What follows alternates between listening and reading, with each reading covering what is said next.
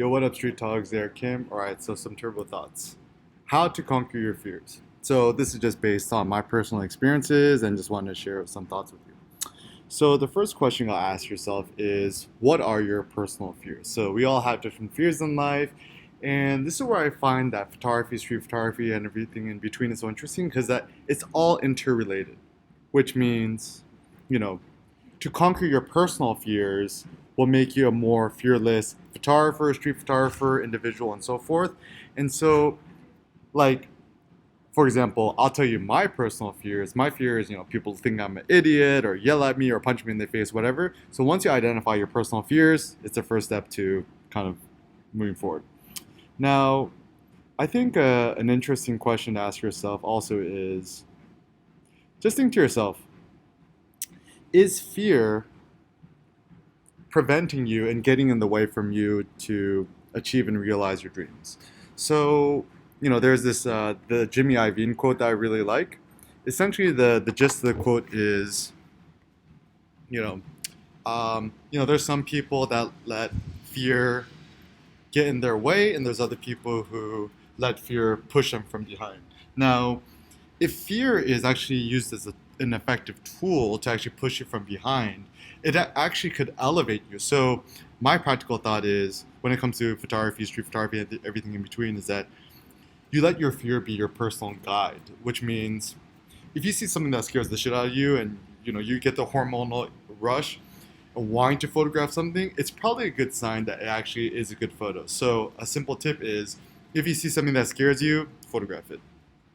Now, I think it's also important that we recognize and realize that there is, truth be told, a physiology of fear, which means, when I personally get scared, I feel the hormonal rush. I feel the norepinephrine, I feel the serotonin, the cortisol. And the weird thing with fear is that fear feels good and also feels bad at the same time. So the reason why we like to watch scary movies, my theory is we actually get a huge hormonal pleasure in knowing that there's an up and then there's down. I think if you watch the Black Mirror episode on the scary video game episode, it could actually be a good guide in teaching you that there is a physiology of fear, and it feels kind of good and bad at the same time. So even from a basic photography, street photography perspective, if you just spend more time photographing what you're scared of, the better.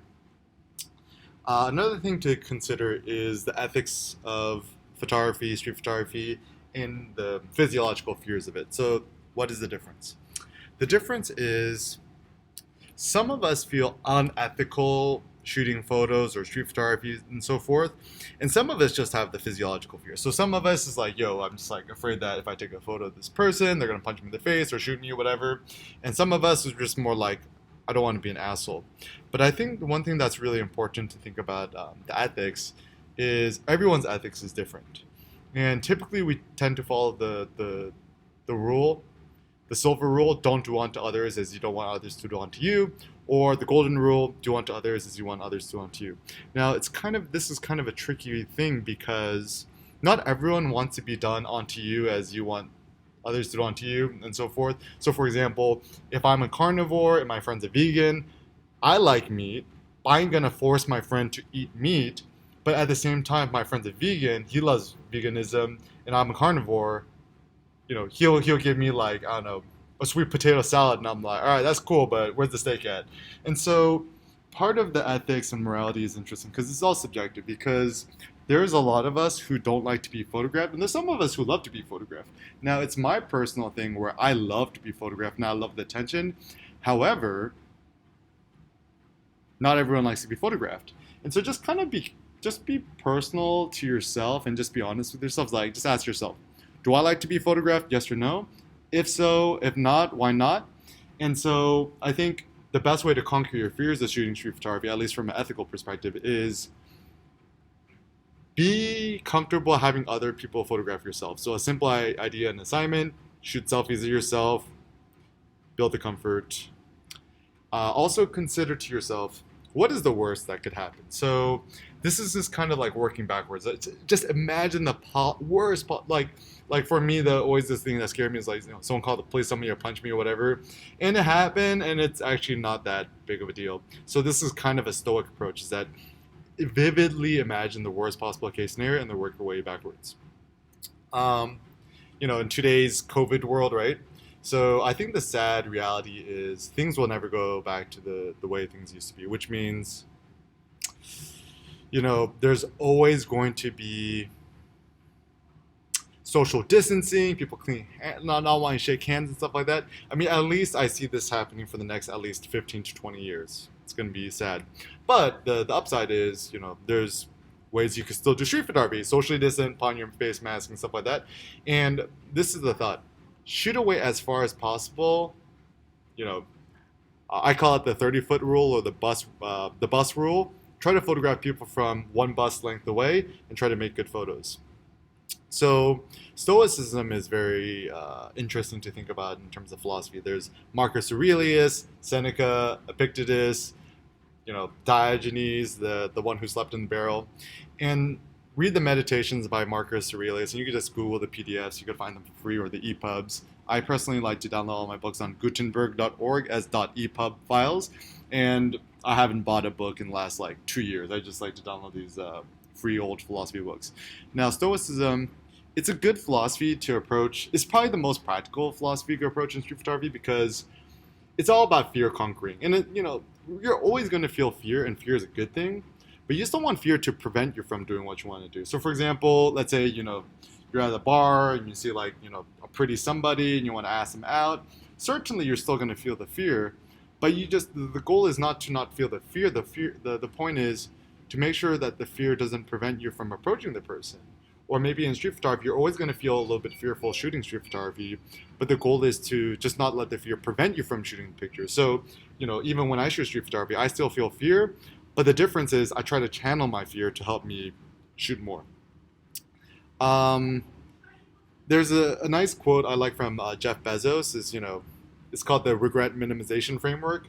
The basic gist is imagine yourself on your deathbed at age 90. What would you regret having not done or attempting your life? So even when I study philosophers or entrepreneurs and artists, poets, stuff like that, I like to actually study the end of their lives and then work my way backwards because I tend to think that not always true, but most people toward the end of their life when they're older or sick, whatever, they gain a little bit more clarity in terms of what's important to them. And so even thinking a lot about Steve Jobs and the legacy he left, if death is staring you straight in the face, that will give you a little bit more guidance in terms of what to do and what not to do in life.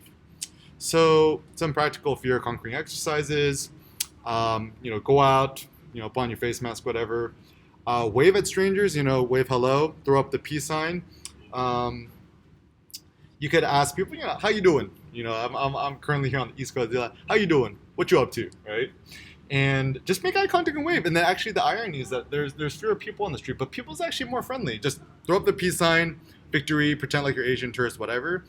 Other thoughts is, shoot more selfies of yourself because that will help you build more self-image consciousness. Also something that I'm starting to encourage more is I think more photographers should work out.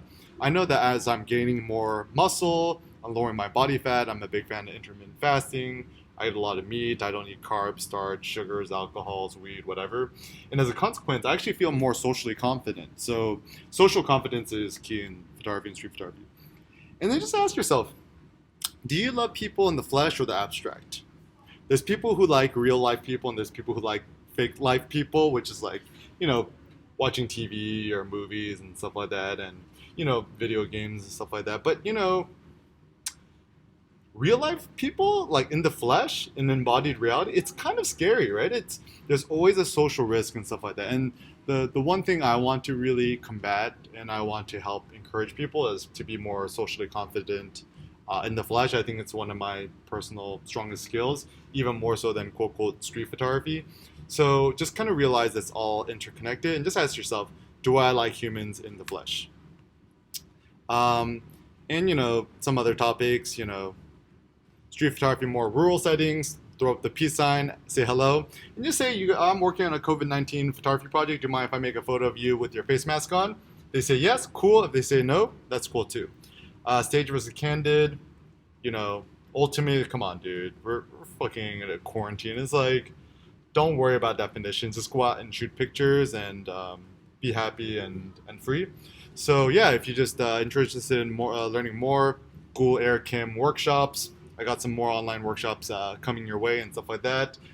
Sign up for the Air Kim newsletter. Just Google Air Kim newsletter, hit that, and or just Google Air Kim blog or look more at the video. Essentially, like my biggest motivation is we are currently living in a brave new world. There's so many new opportunities for you to thrive in this crazy new world. I'll keep thinking more turbo thoughts and sharing, and hopefully all of us can continue to thrive together.